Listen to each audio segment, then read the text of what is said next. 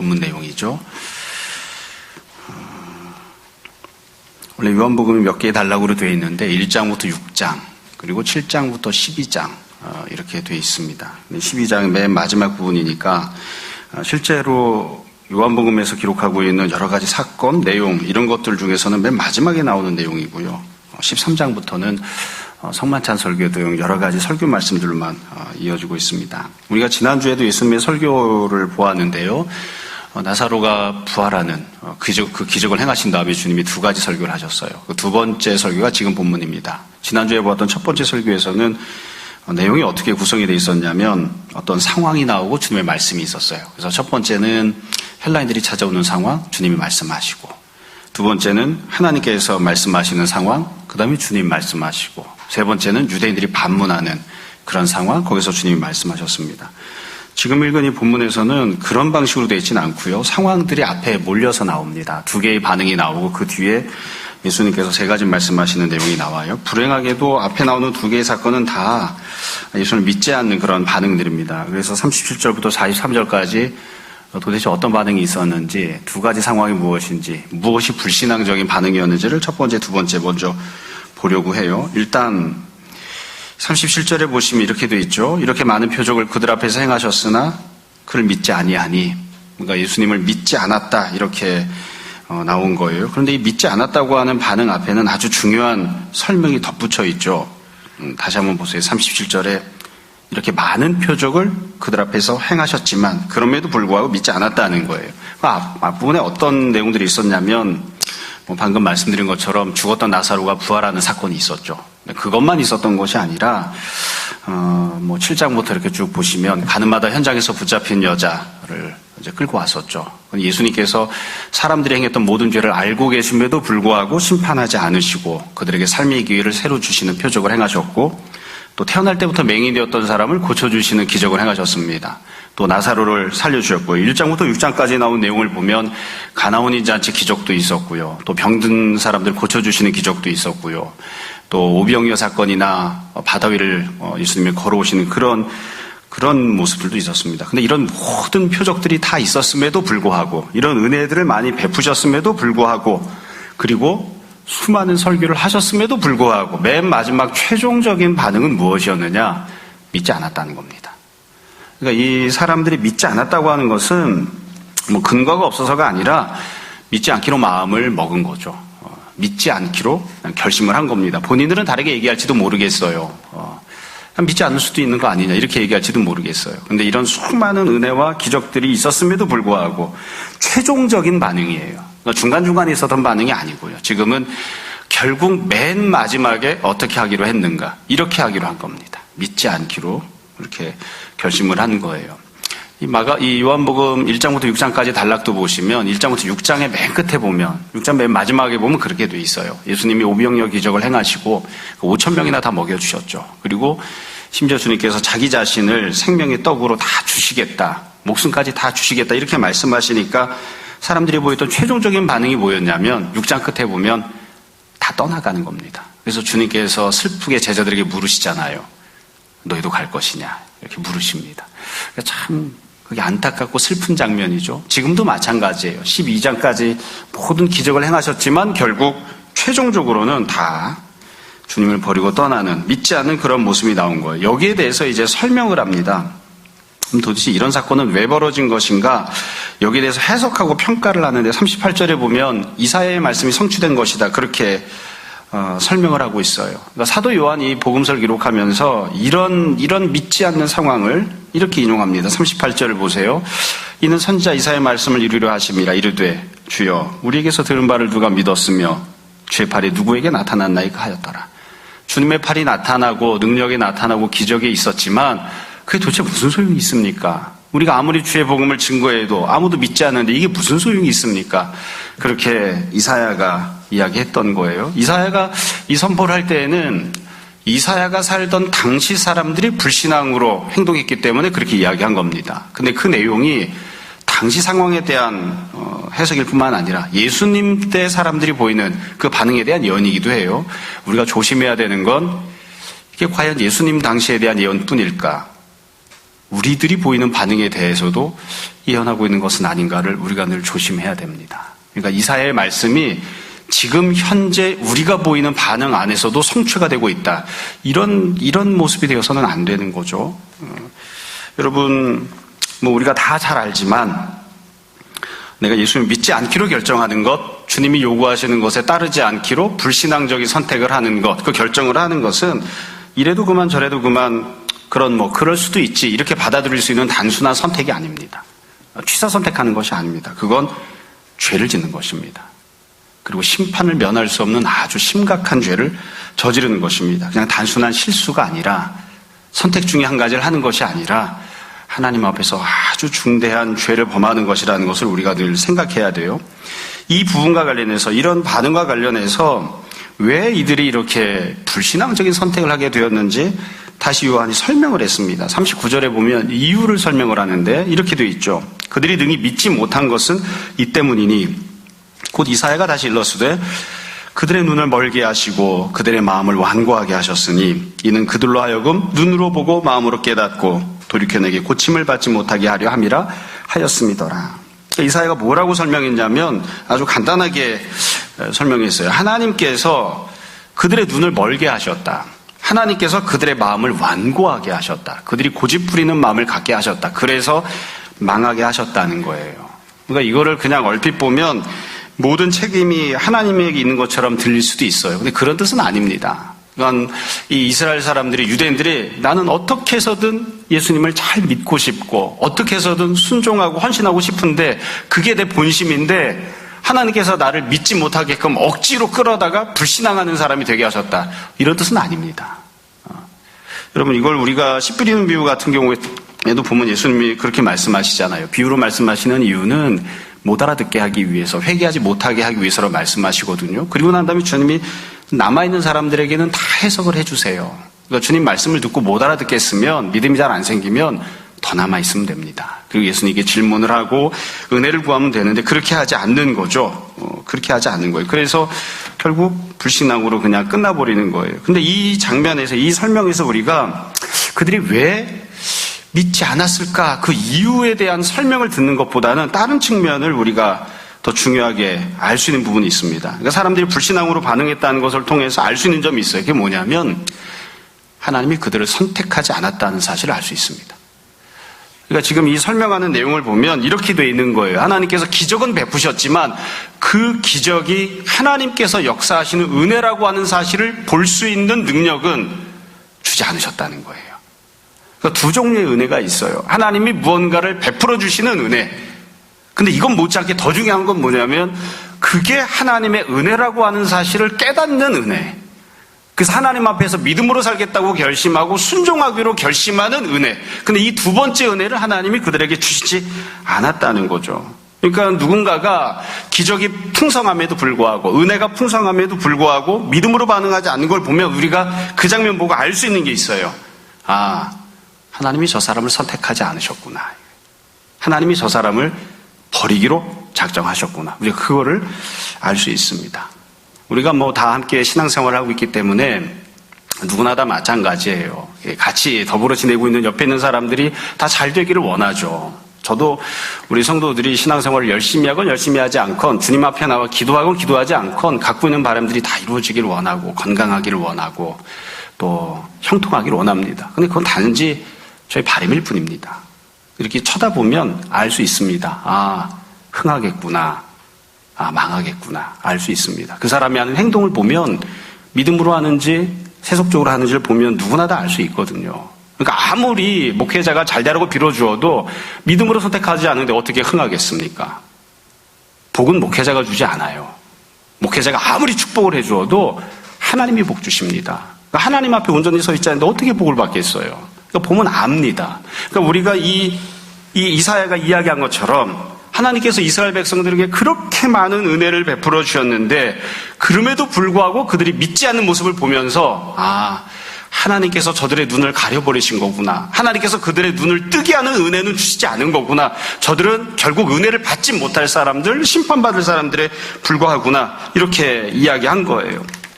여러분, 이런 불신앙적인 반응을 보면서 우리가 늘 생각해야 됩니다. 다른 선택은 불가능했을까?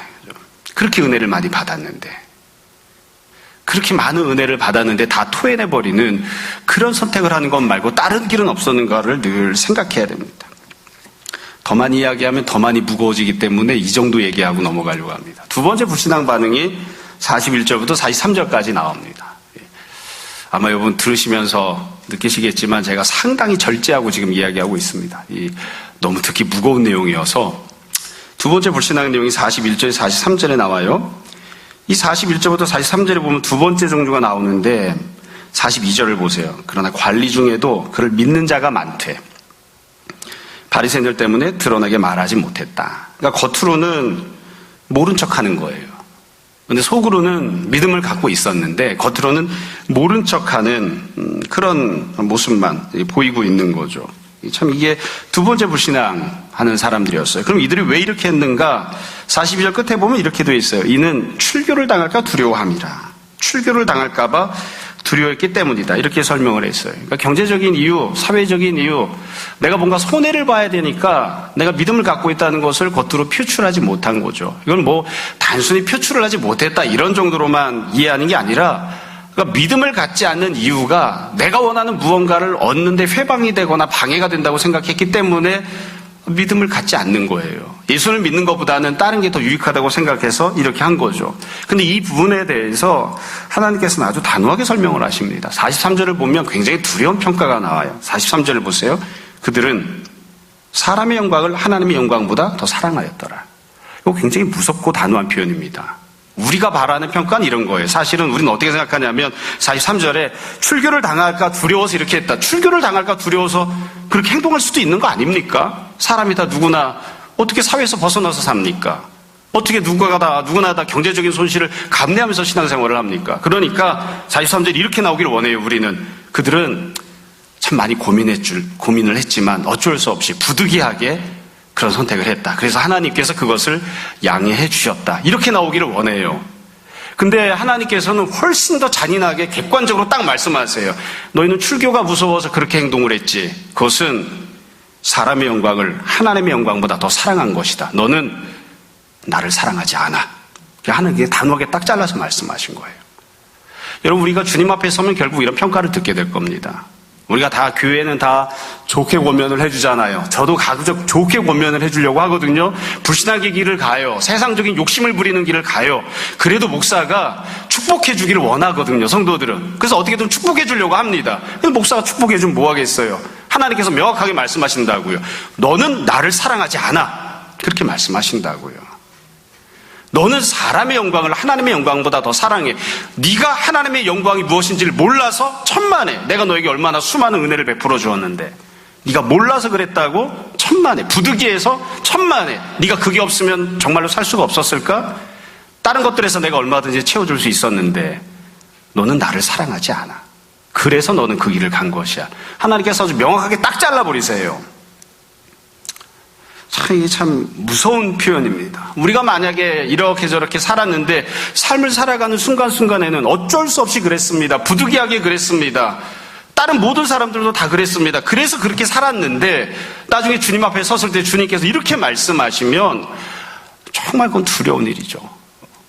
정말 두려운 일입니다. 다시 말씀드립니다. 이 두 번째 부류의 불신앙은 주님을 몰랐기 때문이 아니에요. 은혜를 받지 않았기 때문이 아니에요. 첫 번째나 두 번째나 다 마찬가지예요. 은혜를 받았음에도 불구하고 하나님의 영광이 무엇인지를 보고 알았음에도 불구하고 믿음을 선택하지 않는 그런 행동을 한 겁니다. 인간적으로 생각해 보면 첫 번째 불신앙보다는 두 번째 불신앙이 훨씬 더 좀 나아 보이죠. 그래도 믿음을 가졌으니까. 첫 번째 불신앙은 좀 불신앙의 스펙트럼을 쭉 놓고 보면 어찌 보면 제일 안 좋은 쪽에 속한 거죠. 아무리 기적이 있어도 아예 믿지도 않았으니까. 근데 두 번째 불신앙은 그래도 좀 믿는 마음이 있었잖아요. 주일날 예배는 나오고 속으로는 믿는 생각을 좀 갖고 있었잖아요. 그러니까 조금 더 나아 보이지 않습니까? 근데 결국 하나님 앞에서는 다 똑같은 불신앙으로 그렇게 평가를 받았습니다. 우리가 빠질 수 있는 두 종류의 불신앙의 반응이 이런 것들입니다. 이런 것들 우리가 잘 생각을 해봐야 돼요. 나는 첫 번째 혹은 두 번째 이런 모습은 아닌지 생각을 해봐야 됩니다. 여러분, 이 본문이 있는 것은 이 사람들이 얼마나 어리석은지 악한지를 우리가 평가하고 그들을 정죄하라고 있는 것은 아니죠. 그들의 모습을 보면서 우리 스스로의 모습을 살펴보아야 하는 것이죠. 우리도 다시 한번 생각해 봤으면 좋겠습니다. 예수님께서 기적을 행하셨잖아요. 나사로를 살려주셨잖아요. 그 다음에 지금 문제가 생긴 거거든요. 반응에 대해서.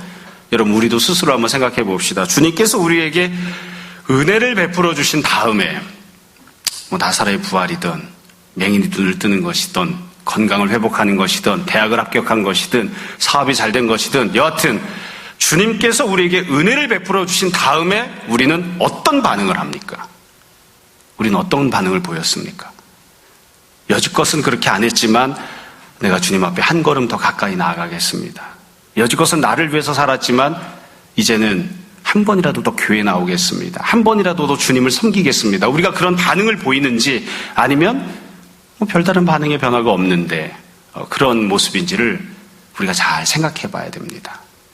나는 받은 은혜가 없는데요. 그런 분들은 열애로 하고 난 받은 은혜가 없어서 생각하고 자시고 이럴 필요도 없는데 이런 분들은 빼놓고 한번 잘 생각해 보십시오. 나는 은혜를 받았는데 기적을 경험했는데 하나님이 역사하심을 보았는데 비록 내가 그냥 끝자락이라 할지라도 하나님의 영광을 보았는데 그 이후에 은혜를 받은 이후에 내가 어떻게 반응하는가, 나는 어떤 반응을 보였는가, 어떻게 행동하는가 한번 생각해 봐야 됩니다.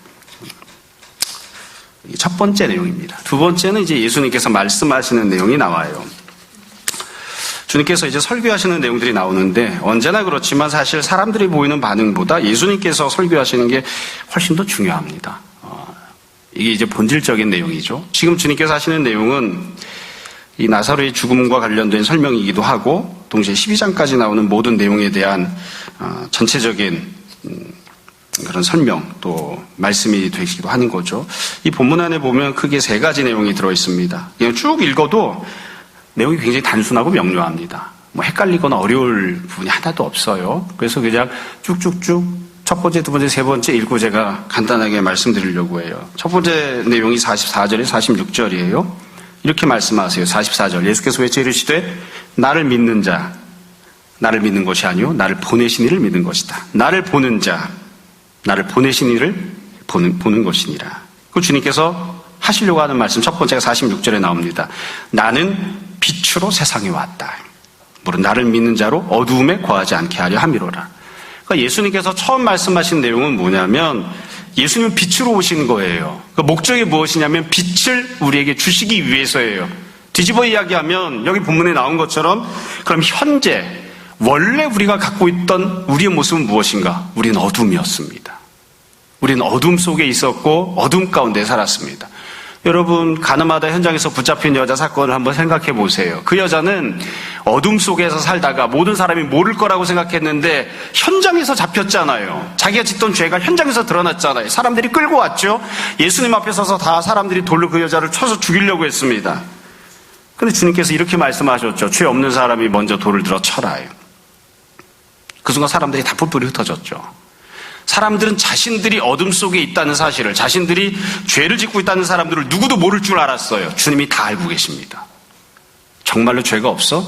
네가 어떤 죄를 짓고 살았는지 속속들이 다 알고 있는데 내 앞에서 그 심각한 죄를 다 짓고 살았던 네가 그 모든 걸 알고 있는 내 앞에서 다른 사람을 정죄하면서 저 사람은 죽여야 되겠다고 돌을 들어? 너는 정말로 죄가 없어? 내가 정말로 모를까 봐? 주님께서 다 드러나게 하세요. 예수님은 빛으로 이 세상에 오셨어요. 우린 다 어둠 속에 있었습니다. 그게 우리의 원래의 모습이에요. 원래의 모습. 그럼 도대체 어떻게 해야 이 어둠 속에서 우리가 벗어날 수 있는가? 빛을 누릴 수 있는가?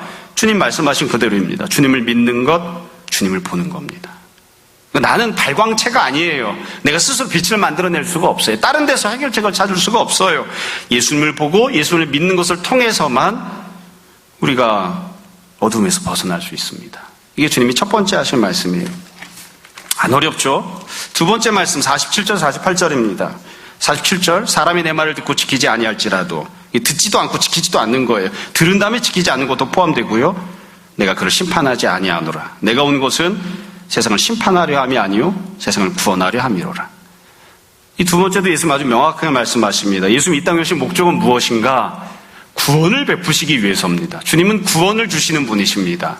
뒤집어 이야기하면 우리는 본래 어떤 존재인가? 심판받아야 되는 존재들입니다. 내가 심판받아야 되는 존재.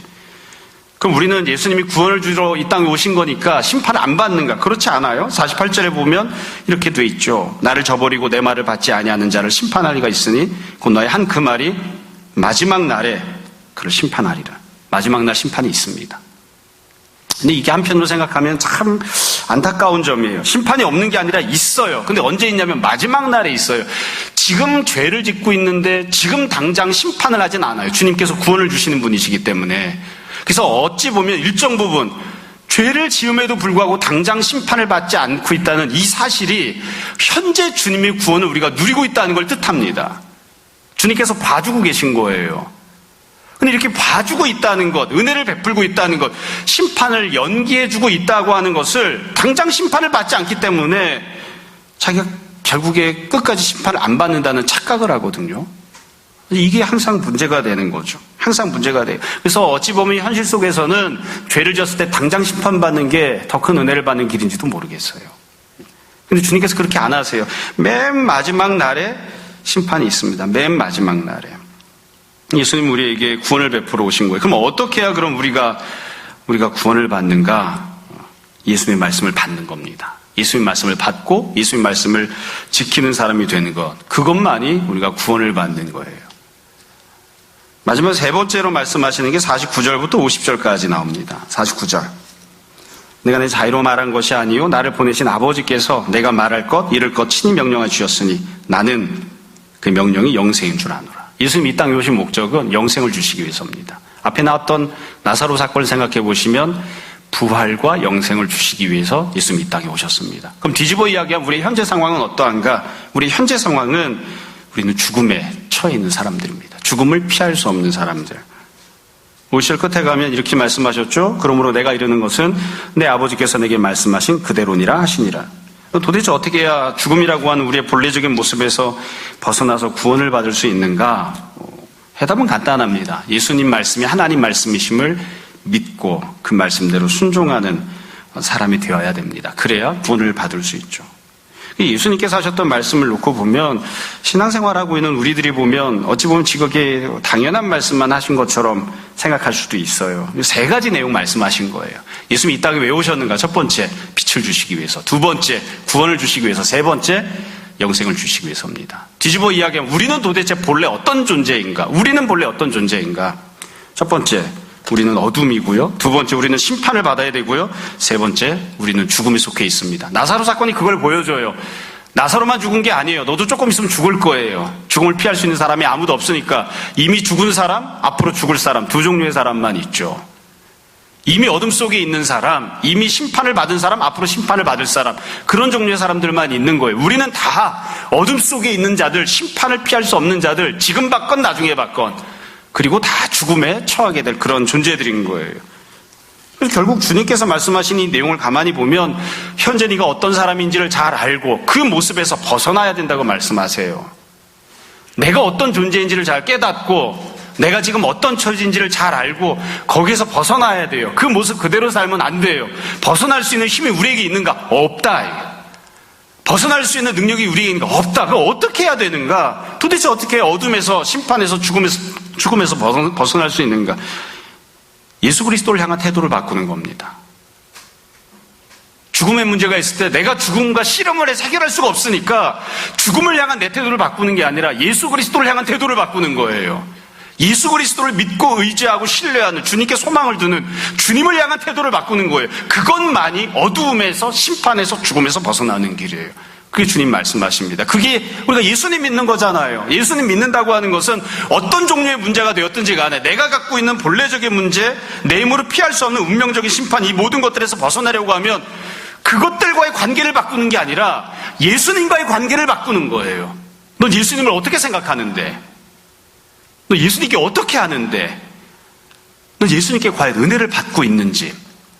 예수님과의 관계를 바꾸라는 거예요. 지금 그렇게 주님께서 말씀하시는 거죠. 여러분, 나사로 사건을 통해서도 주님이 말씀하셨던 나사로 사건이 벌어졌던 근본적인 이유는 그거잖아요. 우리가 다 죽음에 속해 있다는 걸 보여주시는 거잖아요. 그리고 그 죽음에 속해 있던 우리들이 거기서 구원을 받으려면 다른 길은 없다. 오직 한 가지, 예수 그리스도를 믿는 믿음, 주님의 말씀을 붙잡는 그 믿음만 가지고 우리가 죽음에서 벗어날 수 있다고 말씀을 하시는 거죠. 이게 주님께서 말씀하신 내용입니다. 여러분, 어찌 보면 주님은 지금 궁극적인 문제에 대해서 말씀하셨어요. 가령 뭐 어둠이라든지 심판이라든지 죽음, 이런 건 궁극적인 문제예요. 우리가 삶을 살아가면서 여러 번 만나지 않아요. 죽음을 여러 번 만나진 않잖아요. 또 가늠하다 현장에서 붙잡힌 여자 사건에서 그렇지만 사람들은 죽을 때까지 만약 예수님을 못 만났으면 자기가 어둠 속에 있다는 것을 드러내지 않고 인정하지 않고 살았을지도 모르겠어요. 근데 이런 궁극적인 문제들만이 아니라 우리가 삶을 살아가면서 만나게 되는 여러 종류의 수없이 많은 문제들이 있습니다. 또 우리가 바라는 상황들이 있습니다. 근데 내 힘으로 안 되는 부분들이 있죠. 죽음이라고 하는 문제를 내 힘으로 해결할 수 없는 것처럼 내 힘으로 해결할 수 없는 문제들이 있어요. 쉽게 이야기하면 은혜가 필요한 부분들이 있어요. 은혜가 필요한 문제들, 은혜가 필요한 영역들이 있을 때에 우리가 도대체 어떻게 하는가, 어떻게 해야 되는가 늘 우리가 고백하고 또 우리가 하려고 노력하는 것처럼 성도는 믿음으로 살아야 됩니다. 믿음으로 살아야 됩니다. 근데 우리가 그렇게 하지 않는 때들이 참 많은 거예요. 예수님께서 태어날 때부터 맹인이었던 사람 눈을 고쳐주셨잖아요. 눈을 볼 수 있게 해주셨죠. 주님께서 항상 육적인 문제를 해결해 주시고 그 문제를 해결해 주신 것을 통해서 영적인 말씀을 하셨거든요. 이 두 가지 부분 몽땅 다 주님의 은혜가 우리에게 필요합니다. 지금 예수님 말씀은 영적인 부분이에요. 어두움, 심판, 죽음 이런 것들은 영적인 부분들이에요. 근데 이런 거 말고 육적인 모든 부분들에 있어서도 내물할 수 없는 그런 부분들, 주님께 은혜를 구하는 사람들이 되어야 됩니다.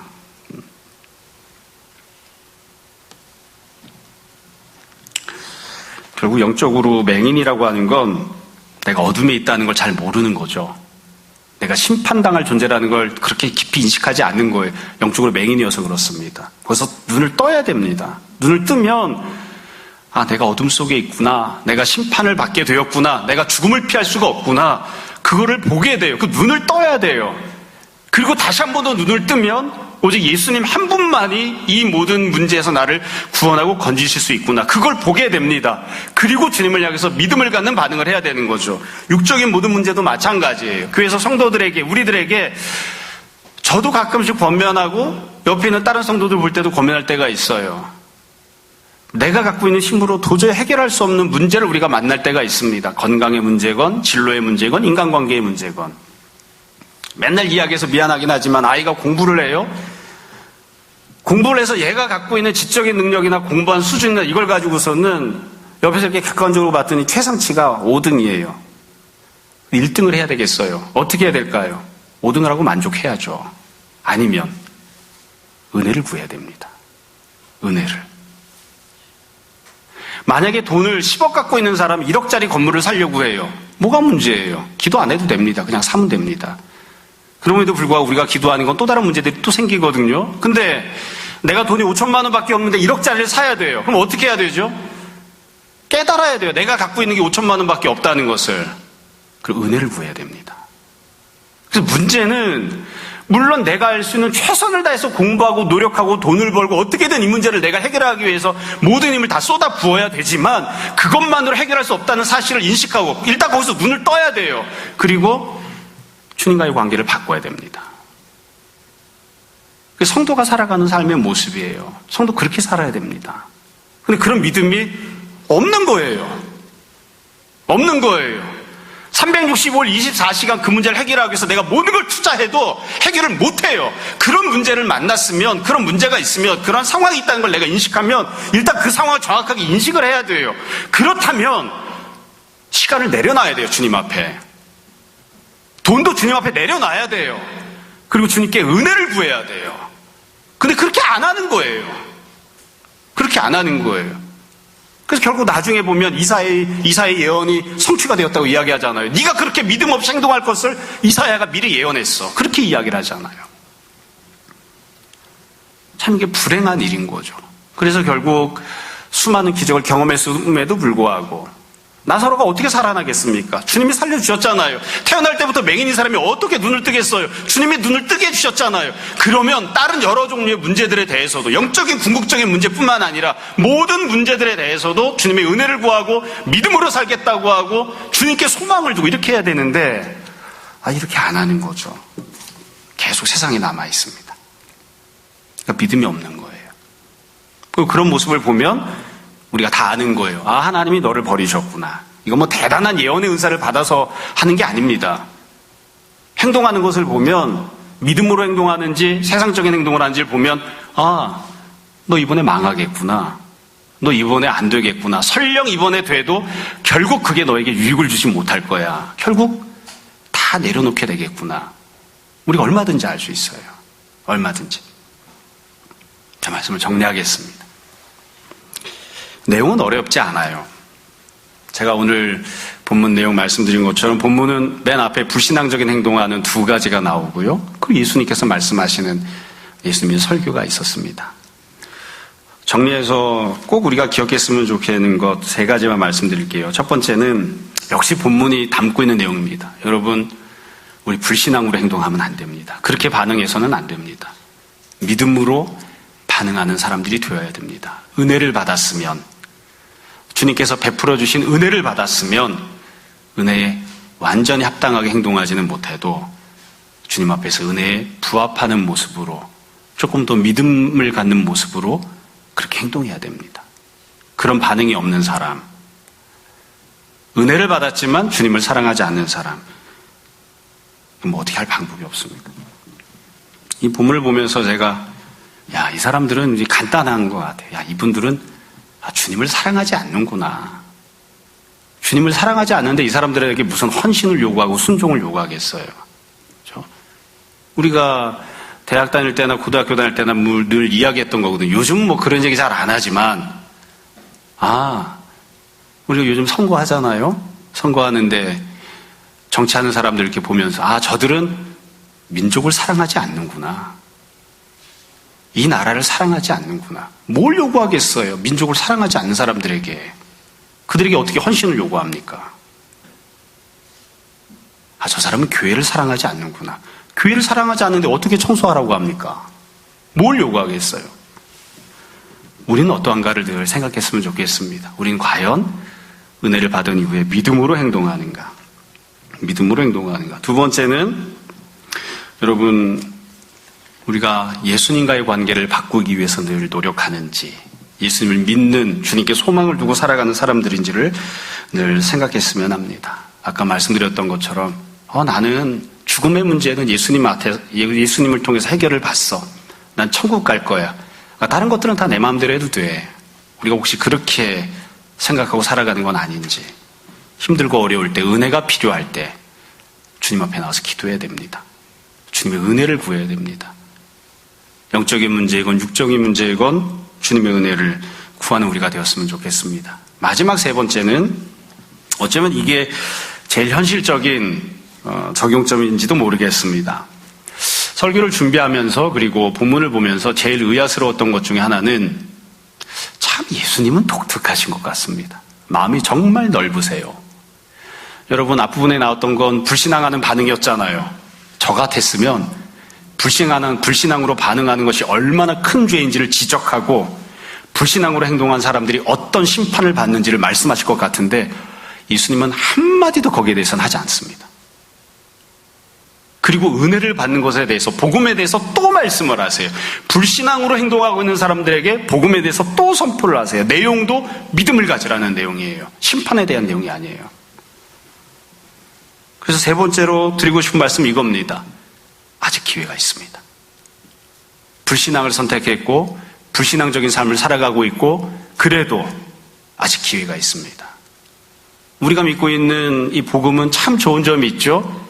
오늘까지, 어제까지 일어난 일은 다시 묻지 않습니다. 오늘 믿음으로 살면 됩니다. 오늘 주님을 따라가겠다고 하면 됩니다. 오늘부터 순종하고 헌신하겠다고 하면 됩니다. 여지껏은 내가 싸가지 없이 살았어도, 배은망덕하게 은혜 받고도 다 팽개치고 살았어도 오늘부터 내가 믿음으로 살겠습니다. 그러면 됩니다. 아직 기회가 남아 있습니다. 엄밀하게 이야기하면 마지막 날까지 기회가 있죠. 마지막 날까지. 근데 그렇게 살지 말고 지금 회개하고 주님, 제가 은혜 받은 사람답게 주님을 사랑하고 섬기는 사람으로 살기를 원합니다. 우리가 그렇게 고백하고 순종하는 그런 사람들이 되었으면 좋겠습니다. 우리가 잘 아는 것처럼 이번 주 고난주간입니다. 수많은 은혜를 주님이 베푸셨지만 십자가는 주님이 홀로 지셨습니다. 아무도 주님을 따라가지 않았습니다. 오늘날에도 우리가 그렇게 하고 있는 것은 아니지. 다시 한번 잘 생각하고, 그게 큰 의미는 없지만 주님께서 십자가 지러 가실 때 저도 그 옆을 함께 따라가는 사람이 되겠습니다. 그렇게 믿음으로 행동하는 우리들이 다 될 수 있었으면 좋겠습니다. 모쪼록 언제나 주님의 은혜를 구하고 예수 그리스도에게 소망을 두는, 주님만 바라보고 의지하는 여러분들 다 되시기를 주님 이름으로 축원합니다. 잠시 기도하겠습니다. 사랑하는 주님, 은혜를 감사합니다. 우리가 받은 은혜가 얼마나 큰지 헤아려 보면 참으로 찬송가 가사처럼 하늘을 두루마리 삼고 바다를 먹물로 삼아도 다 쓸 수 없음을 고백합니다. 주님, 그러나 과연 우리가 주님을 사랑하는지, 또 주님을 섬기는지, 주께서 맡겨신 일들을 귀하게 여기는지 우리가 스스로를 생각해 봅니다. 주님, 은혜 가운데 살면서도 내가 부족할 때에 주님 앞에 나와 기도하지 못하고 주님께서 채워주시는 것 바라보지 못하고 내 힘으로 하겠다고 발버둥 치며 살았던 때들이 얼마나 많은지 모릅니다. 우리에게 믿음을 주시고 오직 주님께만 소망을 두는 그런 귀한 은혜를 허락하여 주옵소서. 아버지 하나님, 무엇보다도 우리가 주님을 사랑하는 사람들 되게 하시기를 원합니다. 하나님의 영광을 사람의 영광보다 귀히 여기는 우리들 되게 하시고, 또 이 세상의 그 무엇보다도 주님을 귀히 여기고 따라가는 주의 자녀들 되게 하여 주옵소서. 우리가 주님 사랑하여 드린 예물들이 있습니다. 주의 영광 위하여 쓰이기를 원하며 이 모든 말씀 예수님 이름으로 기도합니다.